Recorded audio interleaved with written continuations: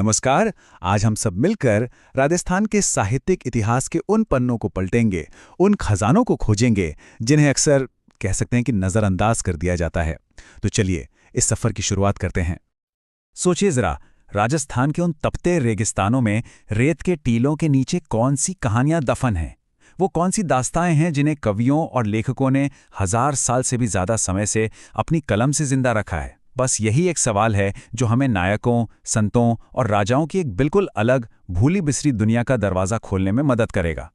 तो आज इस पूरे सफ़र का रोड मैप कुछ इस तरह का रहेगा।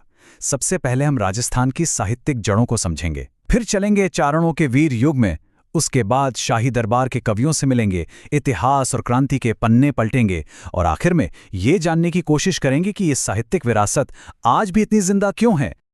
तो चलिए शुरुआत करते हैं एकदम शुरू से। समय में थोड़ा पीछे चलते हैं। राजस्थान का जो सबसे पहला दस्तावेजी साहित्य मिलता है ना, वो असल में जैन परंपरा से निकल कर आया था और इसे लिखा गया था अपभ्रंश नाम के एक प्राचीन भाषा में। अच्छा, इसी शुरुआती दौर में दो बहुत ही महत्वपूर्ण रचनाएं सामने आती हैं और मजे की बात यह है कि इनके नाम लगभग एक जैसे हैं, तो कंफ्यूजन हो सकता है, पर ये दोनों अलग अलग हैं। पहली है भरतेश्वर बाहुबली घोर, जिसे वज्रसेन सूरी ने 1168 ईस्वी में लिखा था और इसे ही राजस्थानी की पहली ज्ञात रचना माना जाता है। और फिर इसके कुछ ही साल बाद 1184 में शालिभद्र सूरी ने लिखी भरतेश्वर बाहुबली रास, जो पहली रास रचना बनी।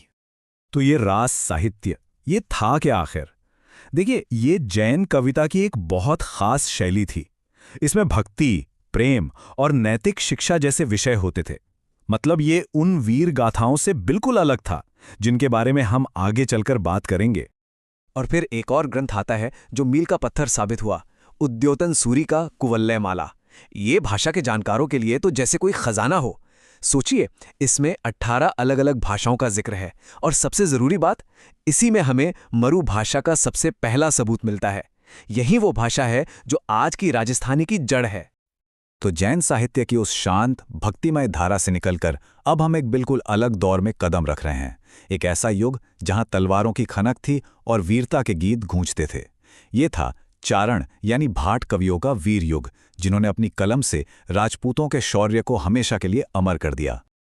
हाँ, तो इन चारण कवियों की एक अपनी खास काव्य शैली थी जिसे डिंगल के नाम से जाना जाता है।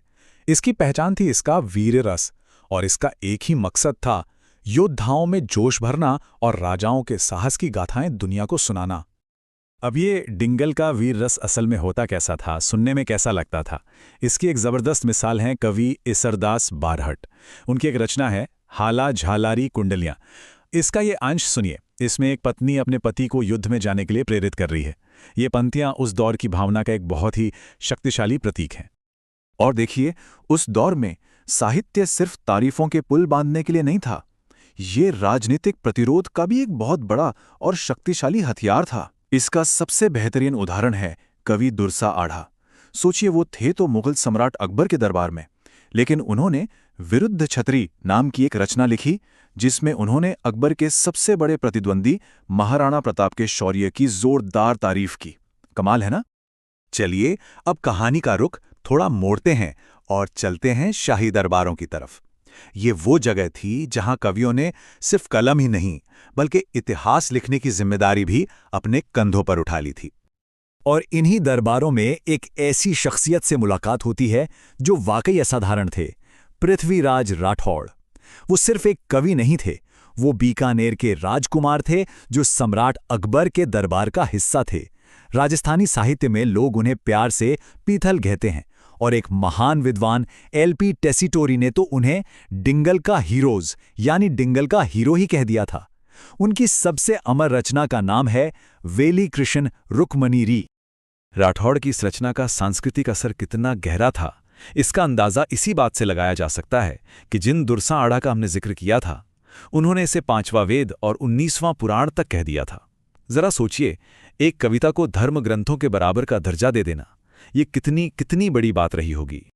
अच्छा, अब कवियों से थोड़ा आगे बढ़कर इतिहासकारों की बात करते हैं और इस कड़ी में नाम आता है कवि राजा श्यामल दास का, जिनकी रचना है वीर विनोद। उनके हिसाब से मेवाड़ के उस विशाल साम्राज्य में कुल किलों की संख्या थी 84, 84। लेकिन उन 84 में से एक दिलचस्प बात सामने आती है। क्या कोई अंदाजा लगा सकता है कि कितने किले सिर्फ एक ही शासक ने बनवाए होंगे? 32। जी हां, 32 अकेले महाराणा कुंभा ने। बस यही एक आंकड़ा मेवाड़ को बनाने में उनके योगदान की पूरी कहानी बयां कर देता है। तो अब हम पहुंच चुके हैं आधुनिक दौर की दहलीज पर, और यहां हमारी मुलाकात एक ऐसे कवि से होगी जिन्होंने पारंपरिक कविता और अपने समय की क्रांति को एक धागे में पिरो दिया।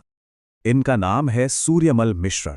इन्हें राजस्थान का आधिकारिक राज्य कवि होने का गौरव हासिल है, और इन्हें वीर रसावतार भी कहा जाता है, जिसका मतलब है वीर रस का साक्षात अवतार। मिश्रण की 2 रचनाएं सबसे ज्यादा महत्वपूर्ण मानी जाती हैं।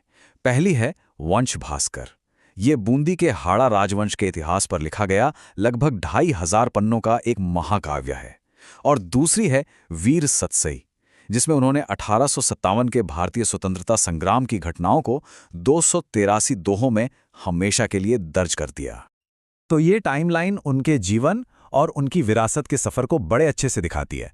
1815 में बूंदी में उनका जन्म हुआ।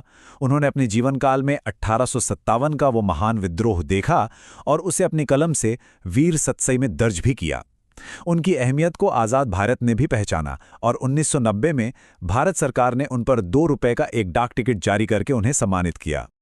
तो इस पूरे अद्भुत साहित्यिक सफ़र के बाद हम आखिरकार कहाँ पहुँचते हैं? ये सदियों पुरानी कहानियां, ये कविताएं आज हमारे लिए क्या मायने रखती हैं? देखिए, सबसे बड़ी बात तो ये है कि ये सिर्फ कविताएं नहीं हैं, ये इतिहास में झांकने के लिए एक सीधी खिड़की की तरह हैं। हमने देखा कि कैसे ये साहित्य धार्मिक ग्रंथों से शुरू होकर वीर महाकाव्यों और फिर ऐतिहासिक दस्तावेजों तक का सफर तय करता है। ये एक ऐसी परंपरा थी जहां कवि सिर्फ लिखने वाले नहीं थे, वो योद्धा भी थे, इतिहासकार भी थे और समाज पर अपनी राय रखने वाले टिप्पणीकार भी। ये एक जीती जागती सांस्कृतिक विरासत है जो आज भी इन छंदों में सांस ले रही है। और यहीं पर आके एक आखिरी सवाल मन में उठता है। आज की इस दुनिया में जहां डिजिटल कहानियां बनती हैं और पल भर में गायब हो जाती हैं, वहां हम वीरता, आस्था और लिखे हुए शब्द की स्थायी शक्ति पर बने साहित्य से आखिर क्या सीख सकते हैं? अगर आपको ये वीडियो पसंद आ रहा है तो जरूर एक लाइक कर दीजिए। आपका एक लाइक हमें और बेहतर वीडियो बनाने के लिए मोटिवेट करता है। अगर आपने अभी तक चैनल को सब्सक्राइब नहीं किया है तो अभी कर लीजिए और साथ में बेल आइकन दबाइए ताकि जब भी नया वीडियो आए आप सबसे पहले देख सकें। वीडियो को अपने दोस्तों के साथ शेयर करना मत भूलिए, और अगर आप हमारे साथ टेलीग्राम और व्हाट्सएप ग्रुप में जुड़ना चाहते हैं तो नीचे डिस्क्रिप्शन में दिए गए लिंक पर क्लिक करें। वहां आपको अपडेट्स, नोट्स और खास कंटेंट सबसे पहले मिलेगा।